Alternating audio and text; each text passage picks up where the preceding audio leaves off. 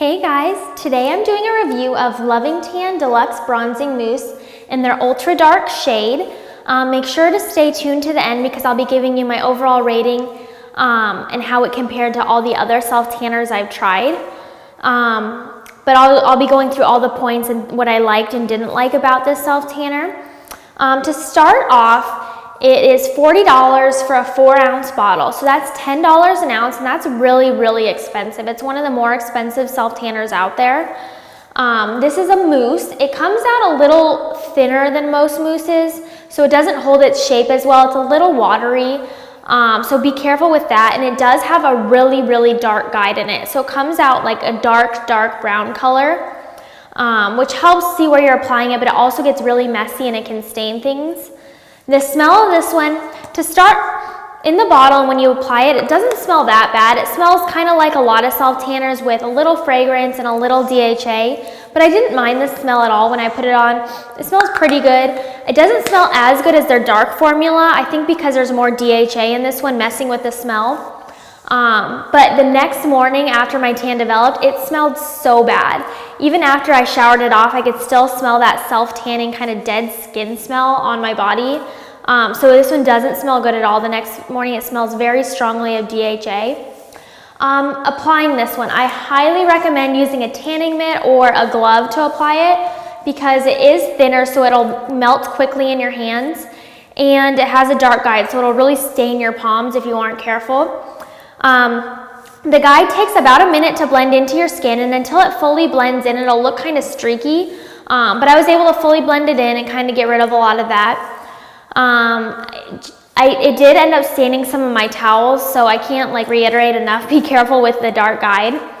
But other than that, application wasn't too bad, but it did get messy. Drying time, it took about 20 to 25 minutes to dry, so that was pretty average as far as self-tanning mousses go. It was a little bit sticky while I waited, and I sat on a towel to wait, and it stained the towel. But the drying time was pretty average. I didn't have a problem with that. Now the results I got, so this is their ultra dark shade.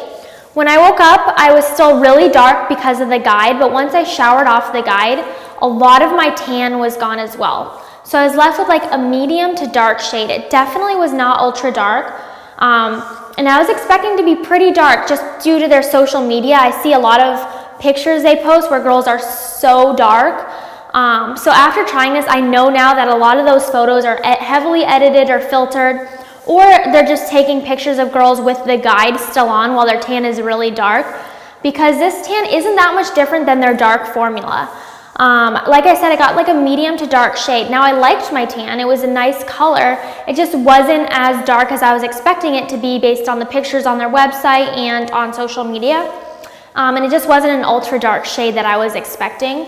So that was a bit of a letdown. My tan looked pretty smooth and even except for my ankles and my elbows where there was a kind of few funky areas. But if you're looking for like a medium to dark tan, I do like the color. It's just not an ultra dark shade. My tan lasted about 5 days, which was good. I was happy with that. As it faded though, my tan became very kind of dry looking and patchy. I think this one did dry my skin out a little bit. So that brings me to the overall rating of this. I gave it 2.5 out of 5 stars. So I think it's a very average self-tanner. If it would have gotten me dark, I would have ranked it a little higher, but there were still some things I didn't like, and I especially just didn't like that the color was not an ultra dark shade that I was expecting. Men, I think that you probably won't like this, especially if you're looking for an ultra dark tan. I don't think this one's the one for you. It gives more of a medium to dark tan. But overall, I gave it a 2.5 out of 5 stars.